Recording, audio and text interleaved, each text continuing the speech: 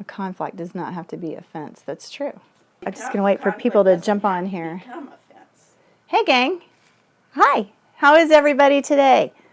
How's it going? Hey, Anne's Journal. How are you doing today? I'm just popping onto Periscope to say hey to all my friends out there. And actually, Pammy and I, who you can't see, she's off camera right now, her and I were just sitting here and we were talking about conflict. Hey, how's everybody doing? Glad everybody's popping in there. Good to see you guys coming on. I wanted to talk a little bit about conflict. Hello, my name is CJ Rapp, and I am an author and a minister and a coach, specifically a life coach. So my friends and I were just sitting here, Pammy and I, and we were actually just talking about conflict. So many people, I mean, if you're in a relationship with somebody, you're going to experience conflict at one time or another, right? Hey, everybody, how you doing? My name is CJ Rapp. And Pam and I are talking about conflict today, because if you are in a relationship with somebody, chances are at some point you're going to get in a fight with them. And it's not going to be a fun fight, because conflict isn't fun. I don't know about you, but when I get into a fight with somebody, it makes my stomach turn inside out. I mean, I don't like fighting. I'm kind of more of a peacemaker than I am anything else, although I am from Texas, and so if you do push my buttons, I will go Texas at times. So anyway, I wanted to just give you some keys to handling conflict, because it is so important that when we're in relationship, that number one, we're careful with how we handle conflict, because one of the biggest problems with conflict is that we tend to get offended. And when we get offended, we hang on to offense. And it makes it very hard to forgive someone. Sometimes we get so offended that we just sever the relationship, and we don't ever reconnect with that person. We, in essence, walk away from that relationship. And you know what that does? It makes it really difficult for us in future relationships. So glad you stopped by, because I'm going to give you a few great hints on how to handle conflict. First thing that we need to do is stop and breathe. Oh my gosh, sometimes we get so upset about things, and we're just so stressed out in our life that we just react to something someone says without really thinking through, what did they just say, and is this something I should really be upset about? Or, am I taking this wrong? Because that happens sometimes. We haven't eaten, we haven't slept, we're edgy, we're cranky. Maybe we had a bad day driving to work. Maybe traffic was bad. Maybe like me today in Southern California. Why are you pointing at your feet? Oh, you're in pain. Maybe like me in Southern California, you woke up hoping to go to the beach, and instead there was a tsunami warning, so couldn't do that, huh? So anyway, how to handle conflict. First thing, stop, breathe. Is it really as bad as you're making it in this moment? Take a breath.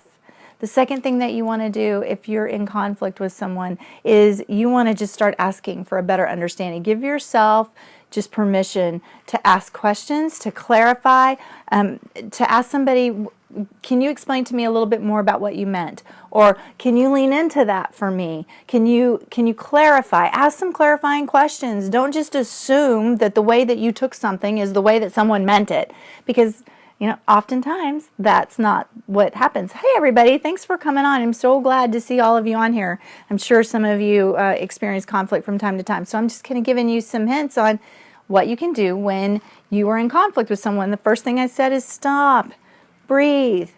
Have I eaten? Was I in traffic this morning? Am I more edgy or stressed than normal? Am I taking something someone said wrong? Okay, that's the first thing. The second thing is just ask for a better understanding. Ask yourself, what's really going on here? Am I just reacting to something they said? Is it triggering something in me? Is there something that person just said that is triggering something that's unresolved in a relationship that I have, that's hurting me? That maybe they said something, maybe they, I don't know, maybe they called you a name or whatever, and granted, that's never nice, but how can you gather yourself and pull yourself back in so that you're not freaking out and this becomes, this blown up thing? So ask yourself, what am I really reacting to? Is it this person or is it another situation? And be willing to ask those questions. The third thing, oh my gosh, don't ever go to bed mad. Here's the thing. You can be upset with someone, what you can do is say, you know, I don't like your behavior. I don't like what just happened, but for your own sake, don't sleep on that. Instead, just say in your heart, just say, you know what, I forgive that person for what they did. I'll address the actions later, but I'm going to forgive that person for what they did. And that way you don't try to sleep on unresolved stuff. I don't know if you're like me, but man, when I get into it with somebody, I start to think of all the things later that I should have said during that, and I start to rehearse it over and over and over in my mind. It kind of makes you crazy, you know? So we don't want to do that. Instead, what we want to do is say, you know what? I forgive that person, and as I go to sleep tonight, Lord, please give me the space and the grace to think through what happened, to imagine myself in somebody else's shoes, to maybe just maybe realize that it takes two to tango. And maybe it's not all that other person, so it's show me my part. And then that'll help you go to bed and sleep a little bit better, because I don't know about you, but I don't like to go to bed upset, because when I wake up in the morning, I want to be better, not bitter. And that's a problem. People go to bed angry, and the more distance we put between conflict that's not resolved and we just kind of keep letting it go and fester, the worse it gets. I don't want to be bitter. I want to be better. And so we need to practice letting things go. We need to practice not getting offended. We need to practice clear communication so that we can go back to somebody and go, what did you just mean? And then the last thing that we need to do as we give ourselves space and grace is we don't want to rush resolution. Instead, take your time. Take the time that you need to process so that you can go to some person not in anger, but you can go to them in calmness and in peace and go, okay, let's work through this. Because if you come at them, it's just going to make the conflict continue to go and to grow. And that is not what we want. We want to resolve conflict with our friends, with our loved ones, with our relationships, so that we can get to a better place. And you know what? In this world, so many times, people are so willing to just walk away, to just throw away a relationship. Don't do that. Instead, pursue peace as much as it's possible with those you love.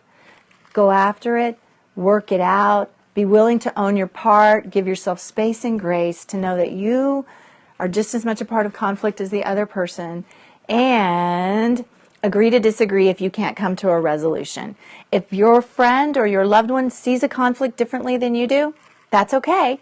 Just remember that you can agree to disagree and go on about your business. So, those are my steps to handling conflict. My name is CJ Rapp. If you want to learn more about me, please go to my website, cjrapp.com. And I am wishing you a very happy and healthy day today. Take care.